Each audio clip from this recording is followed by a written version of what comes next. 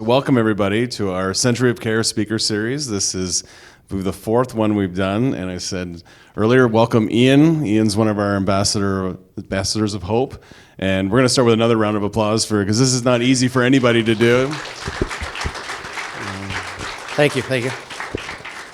So Ian and I are going to have a conversation, about his journey and his experience in being an ambassador of hope as we celebrate our 100th year as an organization.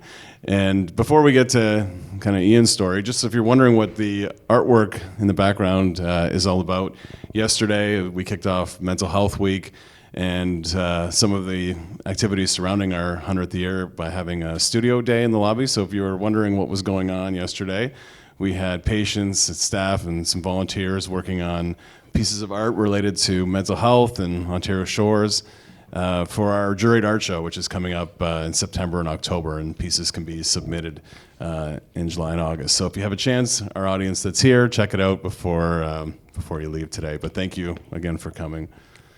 So welcome again, Ian. As much, we're just going to have a little bit of a chat about your journey, and when it comes to what brought you here, you're not, you have a bit of a story in and of itself. You're not, where did you grow up? You grew up on the other side of the country, like as an Oilers fan, I think. Well, or at least you have an Oilers jersey anyways. That's right. I started off actually as a Jets fan. Oh, God. I was born in Winnipeg. I moved to Edmonton when I was about 12. And there was a Jets-Oilers rivalry going on. Then I moved to Ontario, age of 18 for university. I went to Kingston, went to Queens, and then kind of bounced back and forth, Toronto, Edmonton. Moved out to Halifax for a year, and then came back to Toronto, and then eventually to Whitby. And then I went back to Edmonton once more and came back to Whitby. So you've been here for a few years now, right? Yeah. When did your journey with mental health begin? Like, when did you first encounter mental illness or mental health issues? Sure. I was diagnosed with chronic depression in my 20s at university. Took medications and did some counseling and got better and kind of proceeded on with my life. And then about 4 or 5 years ago, things really started to go downhill. Just a little over 4 years ago, I found myself in an emergency room thinking I was having a heart attack. They told me I wasn't having a heart attack, which was good to hear, but the upshot of it was I was having a severe panic attack and wound up on short-term disability, which then turned to long-term disability, and that's kind of where the biggest dip was that sort of period, and then it's been a long, slow road to get back up to where I am today. Leading up to that point, I mean, you were living with depression, right? You were living with mental health issues, but things kind of just kept piling on in your life, right? Where there were factors that kind of maybe led you down that road 4 years ago or 5 years ago. Yeah, so I mentioned I had chronic depression. I also have generalized anxiety disorder. So, I was afraid of the past and the future. So everything in my life was wasn't dealt with in a good way. I didn't have any coping strategies. Things did pile up. I had a very stressful job, 2 kids. Over the course of the last 4 years, my marriage fell apart. I've had a lot of setbacks. So getting to where I am today has been a long road. And it's been through the help of a lot of people, many of whom are here today, and I really appreciate everything they've done for me. But it's been a difficult road to get back. When you were at that point, that's when you first kind of came in contact with Ontario Shores, I believe. Is it like when you first got initiated with the partial hospitalization program? That's right. So in early 2017, I had been through a number of different treatments, and nothing was seeming to take hold. I had done the day treatment program at Lake Ridge and gone on to do some group therapy. And the facilitator there, she mentioned to me that the partial hospitalization program at Ontario Shores was seeing some good results, and she recommended I get a referral. So I came here in, I want to say April of 2017, and I had an interview and got accepted and entered into the program. And PHP was the first real sort of strong foothold that I had in getting back to mental health, a positive mental health. The people there are fantastic. I still, every time I come in, I say hi. Hi, Sue. Shout out to my PHP people. And the routine was really good for me. Getting up, getting out of my house, coming and meeting people. The materials we covered, not just trying to figure out how to deal with your mental health, but how to deal with life, and how to relax. Things like art therapy, music therapy, those have both played a huge role in my recovery. So that's where it all stemmed from. We hear great things about all of our programs, but PHP is one that we work with patients, and their reviews of the program are usually outstanding. And I almost feel like day treatment, using the word day treatment and associating it with PHP doesn't do it justice. You mentioned a few things, that kind of helped you at that point in your life, in terms of tools and skill building. But art has really resonated with you. What's that experience like? Did you have any experience in art before you came here, and what was that journey like? I had done a bit of art in elementary and junior high. I quite enjoyed it, but I got onto sort of the harder science side of things, and didn't do a lot of creative stuff outside of writing. When I was in PHP, we had a couple of art classes. It wasn't until, though, probably then I joined up with the Recovery College and did the art cafe there, where it was every week it was a new project, and that really started to I really started to find my inner artist. And it was a time when I could sit down, no matter how I was feeling, and get it out on the canvas. And like you said, this is a little out of my comfort zone, but being able to sit down and focus on something, that is my comfort zone. Like to bring something out of my head and put it on, whether it's writing, whether it's art, whether it's music. That's where I find a lot of healing. Now, you speak glowingly of PHP, and but that's not the end of your journey. And, No. And I think one of the things that we try to communicate to everyone is when you're diagnosed with, especially with a severe chronic mental health issue, it's something you're constantly dealing with, and there are ups and downs. And since you were in PHP, you've had to experience some of those, have you not? Yeah, there's a great cartoon I saw at some point in the last few years where there's a stick figure on a bike, and he's, it says sort of at the bottom, the journey, and it's just like a bike, and it's a flat hill going up, and you think, okay, well, that's not bad.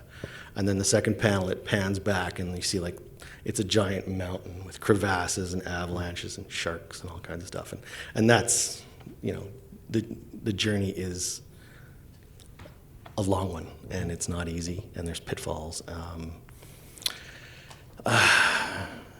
Maybe I'm not answering your question. No, but I know that. So, because you talked about having lived with this for most of your adult life in some form or another, and when things kind of hit that low point, that you didn't have the tools, Right. to kind of help yourself through that. But you've had some low points since you've been in PHP, and what has allowed you to kind of navigate those points? Right. I think that there's been a lot of people in my life that have helped and reached out. I'm very fortunate to have some very good friends. My family's been quite supportive. to get through those things, as well as, the art, the music. I find a lot of solace in nature, getting out hiking, camping, canoeing when I can. Those are all great things for me. Even just, going for walks out around the lake. Those are all areas where I sort of it helps me reset. So going through that period, that's not that long ago, and you see something on social media or wherever you saw it about our 100th anniversary. What kind of led you to apply to be an ambassador of hope? Yeah, well, I do a lot of volunteering for Scouts Canada, and in that capacity, I see a lot of young people who are dealing with a lot of things in their lives, and some of them do have mental health issues. And I sort of said, how can I help at a bigger scale with mental health? I know that as a white middle-class guy, all the settings in life are pretty easy for me.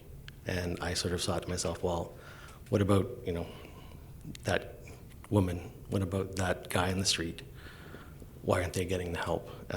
And what can I do to stand up for those people that can't stand up for themselves? I saw this program as a great opportunity to push myself into a spot where I'm speaking up for those who may not be able to speak up for themselves.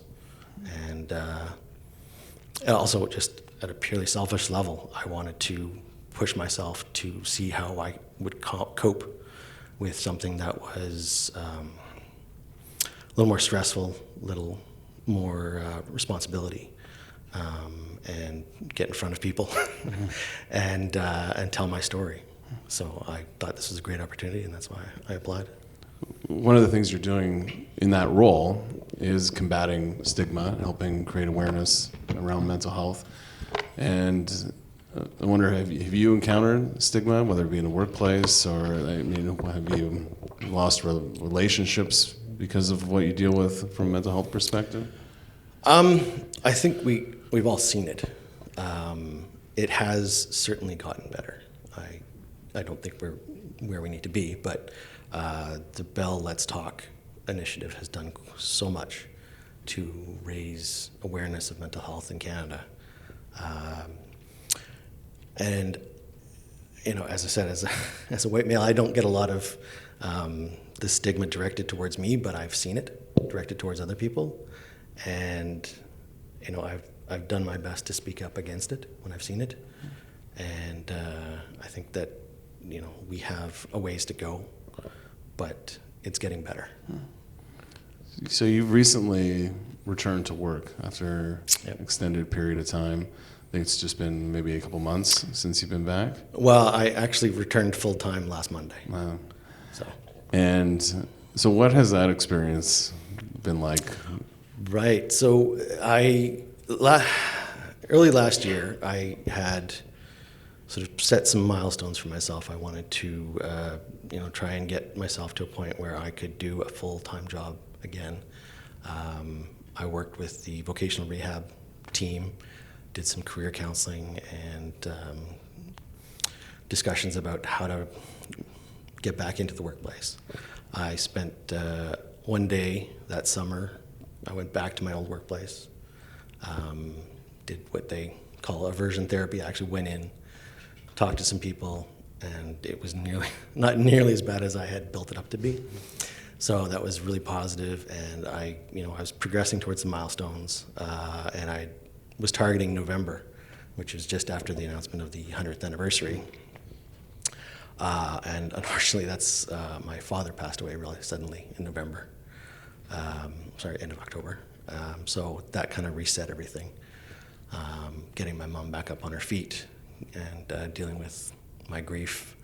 So everything kind of got pushed back. But February of this year, I went back to vocational rehab and did the courses again to prepare myself. And 10-week sort of graduated, returned to work, and now I'm back at it, and I'm doing all right. There's a couple things I want to touch on there. One, you mentioned in something that you wrote that you shared with me that when your father passed away suddenly, that you know, obviously you were grieving and it was a difficult time, like it is for anybody who loses a loved one, but that you got through it, or you're getting through it, and you feel like you have the ability to do that. If this would have happened, you know, 4, 5, 6 years ago, what kind of impact do you think that would have had? Yeah, I think it would have really put me on the floor. Even a year ago, I don't think I had the mental strength then to deal with that kind of thing. And I'm not saying that I didn't cry, and the grief wasn't really hard. It still comes, but I feel like there's hope. My dad had a great life. He and my mother celebrated their 50th wedding anniversary last year, so they had a great relationship. He raised 2 great kids, and he had a good life. And even though it was sudden, it was not entirely unexpected. So we look at the bright things about that and celebrate his life. And that's how we get through the grief. And then just kind of flipping over to one of the last things you said, just talking about the back to work process. And I think a lot of people, who have an idea of what we do here, would expect to be in a place like PHP or some type of therapy program. They wouldn't necessarily expect to be supported through something like the Recovery College, arts, therapeutic arts, and certainly maybe not vocational.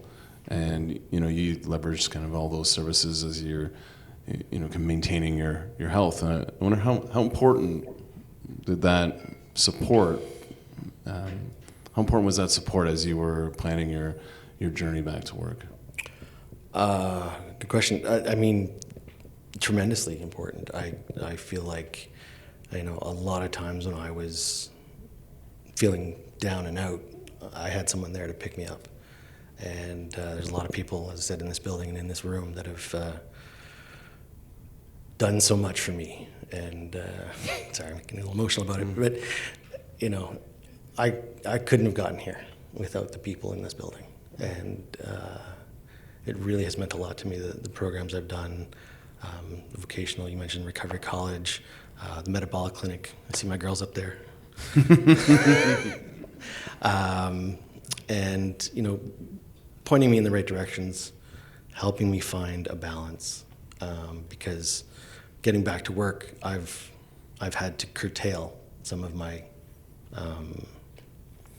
therapeutic processes. Like I can't go to my music group anymore because that's during the day. I don't have as much time to do art, so I have to find the time to make those part of my routine, and that's a challenge right now. I'm still struggling with it. I had more time before when I was on disability, and now that time is much more compressed. So the fact that I get to come to things like this reinvigorates that cycle in my mind. I know that I need to go home and I need to play some music, I need to draw, I need to paint. So everything Ontario Shores has done for me has been so impactful, and I really owe them and everyone here so much. When you look back at where you were not that long ago to where you are now, and how you view the future, like what do you see for yourself? What do you hope for yourself moving forward versus maybe what you expected of yourself just a few short years ago? Right. Well, everything now is about a better balance. I think I was far too invested in my career, not enough in my family. I have some causes that I feel really strongly in that I want to support and put my time towards. I'm working on, building some new relationships, new friendships, and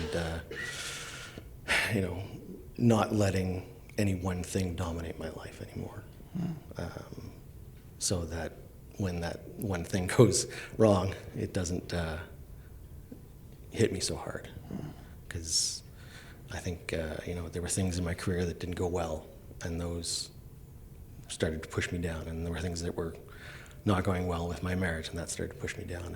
And it's all about rolling with the punches, and I can say all the cliches, but it is just about trying to find a way to let myself live in the moment and not be afraid of the past or be afraid of the future.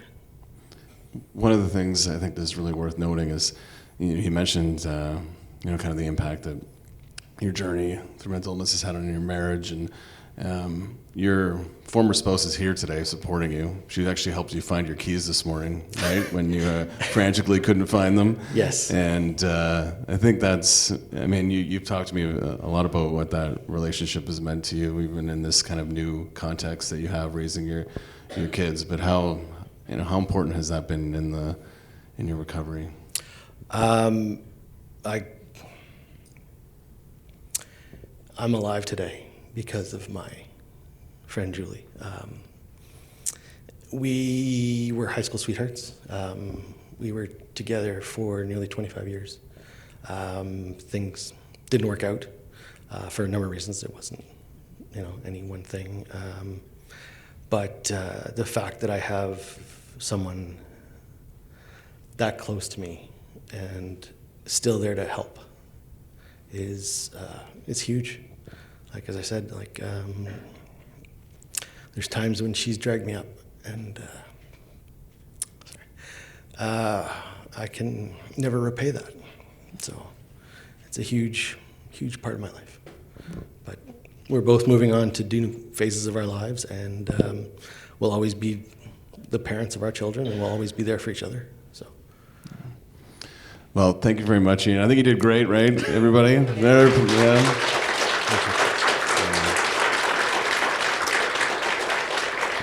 I just want to say thank you for being an ambassador of hope. I think those roles have proven to be even more valuable to everybody than we first envisioned, back in the summer when we put the call out. And so thank you for the work you're doing there, and thank you for coming here and being so honest. I think it's inspiring just to listen to your story, and wish you nothing but the best. Thank you. I hope everyone out there takes away something good. And I really appreciate you all coming to listen to hear me speak. Thank you.